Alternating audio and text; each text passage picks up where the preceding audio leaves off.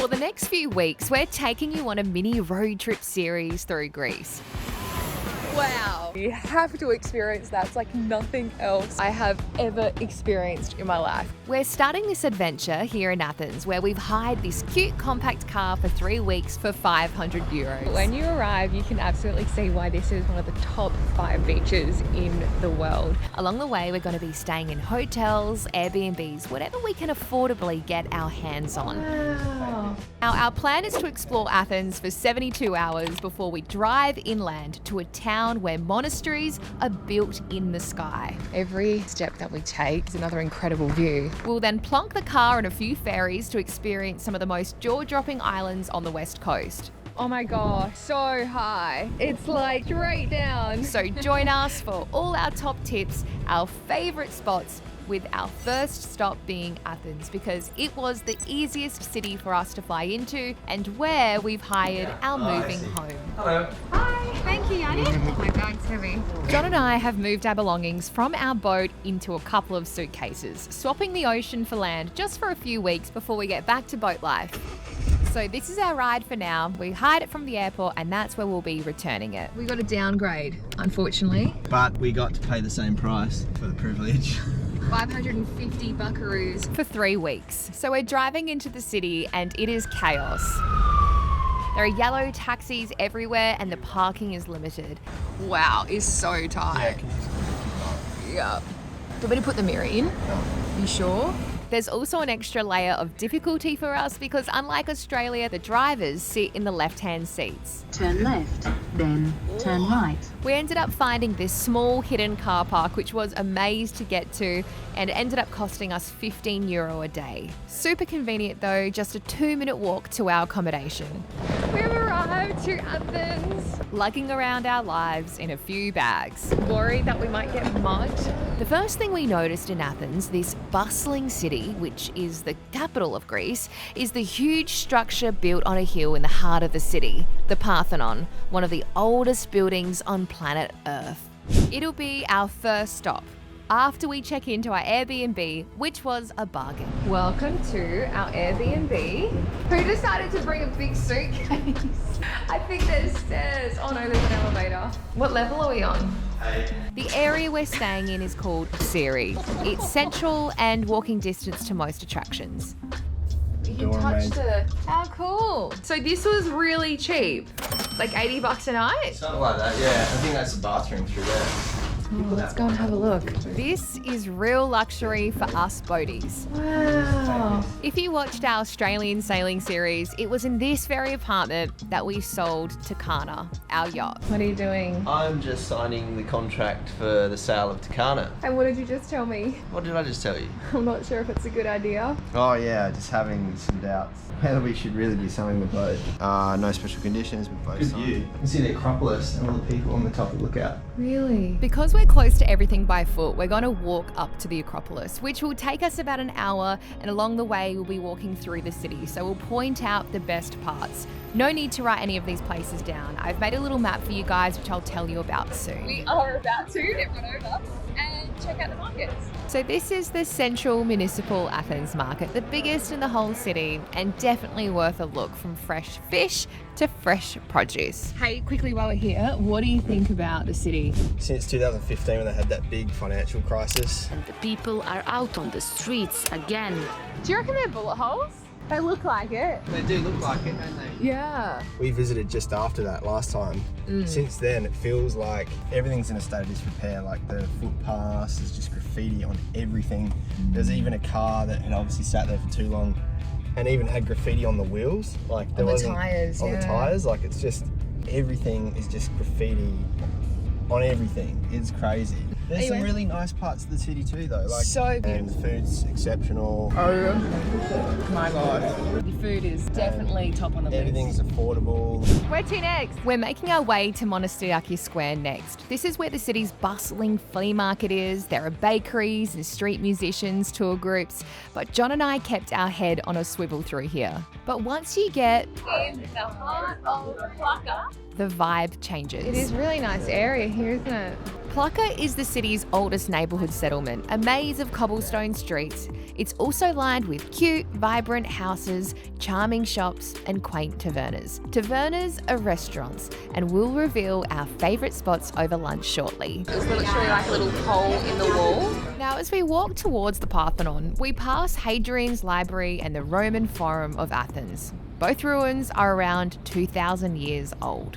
I just wanted to say how incredible it is just to stop for a second and look out to see all the apartment buildings in Athens. Like, this place is huge. You don't really realise it until you just stop and look back out over the city, hey? It is massive. It's huge. I mean, it goes all the way from over here and over there. It's all spread out. It's beautiful. The CBD is so densely populated that we were so shocked to find out that between certain hours, Monday to Friday, cars with license plates ending in an even number can only enter the city centre on even days of the month. It's done a good job. While those with odd numbers can only enter on odd days.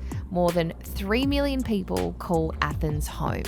And some of the most prettiest homes are up here in Anafotikia, a tiny scenic neighbourhood, part of the old historic neighbourhood of Plakka. It lies in the northeast side of the Acropolis. This hilltop masterpiece dates back to the 5th century BC. Yep, it is more than 2,500 years old, and it's home to the Parthenon. Now, the Parthenon is the most famous structure, a temple dedicated to the goddess Athena. It is so busy here. Crazy. And please take a look at the scene. Our rookie mistake was that we didn't arrive early. Not only was it super busy, but it gets roasting in the blistering sun. Spare a thought for this guy. Wow. This is epic, hey? So epic. Wow, look at that. We purchased our tickets at the gate, but you can buy them online and skip the queue. It took us a couple of hours to explore the many different buildings and structures that made up the ancient city, but depending on how much of a history buff you are, you could spend all day here. And then around the corner, you also have a museum which houses more than 3,000 artifacts from the Acropolis, protecting them from the outside elements. Wow, definitely recommend coming here either in the morning or at sunset, hey? That's what the experts say. And you can see why. To get away from the crowds and to cool off, we headed to a rooftop bar. There are plenty peppered all over the city. This spot was back in Monastiraki. Ooh, what are you gonna get? Now let's talk food. Some of the local delicacies are moussaka and, of course, the souvlaki and gyros. Cheers. We just happened to stumble upon one of the most famous, iconic Athenian street food stores selling gyros since 1950. The owner, Kostas, now runs the store, which was founded by his granddad. Best gyros in Athens, allegedly. Is it good? This is not bread. Really? Right. Take a bite. Oh, that's good. The sauce is good. Oh. But if you prefer sweets over savoury, like John, even though he doesn't like to admit it, And what are you having here? you have to try this custard-filled phyllo called galatopodiko. I've got my dessert. John has his dessert. So we went to the bakery, and this is what you call ekmek kataifi.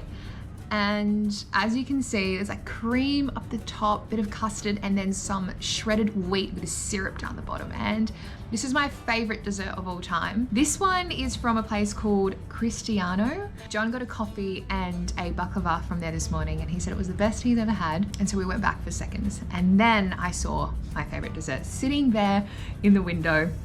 Oh my God, yum. So the cream on this one is infused with mastic, which is a gum that is harvested from Chios, which is actually where my granddad's from. And as a little girl, my granddad would buy me mastic bubble gum. So this just brings back so many childhood memories. You have to try some, John. Now, Greece is part of the Eurozone, so the currency used here is the euro. Crossing on a red light in front of police, John. That's smart. Where's the police? Behind you. Where? I don't see that. You're right. Is he coming this way? Literally- Is he coming this way? It's all happening. I just say I was scared by the sign. So we're here in Athens in May. We woke up this morning to a chilly 14 degrees, but it's expected to get up to about 24 degrees later today. So we probably will be taking our puffers off. You should definitely pack a few jumpers. When it comes to tipping, it's customary here, but you're not obligated. We read that at restaurants, it's common to leave around 5 to 10% of the bill if you're happy with the service. It was so good that we forgot to film it before we started eating. But if you want to try a beautiful Greek pie that's authentic and traditional, you have to come to this place. John woke up this morning and he said, I want a cheese pie and Greek yogurt with honey and walnuts. And so we are feeding the beast. Looks amazing. Thank you. Wow. Look at that. Yeah, it's good, huh? Well, you got that. I've pinned all the locations in this episode on a Google map for you. I've found this really helpful in the past, so you can save it on your phone and it'll help you navigate your way around the city. I've made it absolutely free, so if it helps, please consider giving this video a quick like to show your support, or let me know if this is useful to you guys in the comments below. Now, I don't want to stereotype, but like most men, John hates shopping, so we won't spend too much time in this area, but if you want to do some damage, head to Ermou Street. It's located in the city centre. This is really pretty area. Right at the end of the street, you'll cross over Syntagma Square, and at the end, you'll be greeted to by this significant war memorial. So just behind me is the Monument of the Unknown Soldier. This is definitely a beautiful spot to visit, mostly because of the traditional aspect. The change of the guards takes place every hour by the military unit wearing their traditional uniform, and the cenotaph is dedicated to the Greek soldiers killed during war. It's a really beautiful tribute to those who have fought. Literally right next door is the huge Athens National Garden with its own little turtle pond. Stroll through and you'll pop out in front of an Olympic Games stadium. It is getting steamy. We've just walked from the National Gardens and you also have a view of the Parthenon, and over here the gorgeous view up on the biggest hill in Athens, and then over here is the Panathenaic Stadium. So you can pay to go inside, but just here on the outside from the street, it's completely free. And it hosted the 1896 Olympic Games. By this point, it feels like we've run our own marathon. So while heading back to our Airbnb to put our feet up and have a bit of a rest, we stumble upon this fairy tale themed alleyway. John just spotted this little alleyway and we thought, why not? Let's pop down. Wonder if they do Euros. I feel like I'm in Alice in Wonderland. Diabetes alley. Now, in terms of the language, well, Greek is the main one, but most people speak English. So we have just checked out of our Airbnb. We have the car and it is in perfect shape. I look like I'm fat like this. Can you just